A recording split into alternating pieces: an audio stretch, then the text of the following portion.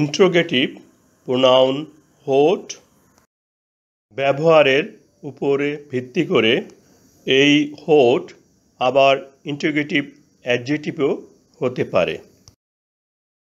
হোট class do you read?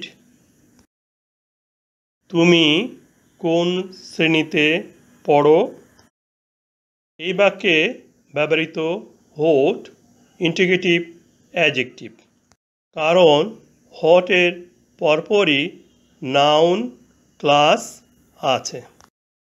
যদি হোট এর পরে নাউন থাকে তাহলে সেটি ইন্ট্রোগেটিভ অ্যাডজেক্টিভ হবে। ইন্ট্রোগেটিভ অ্যাডজেক্টিভ ব্যবহার করলে বাক্যের শেষে নোট অফ ইন্টারোগেশন বা প্রশ্নবোধক চিহ্ন বসবে।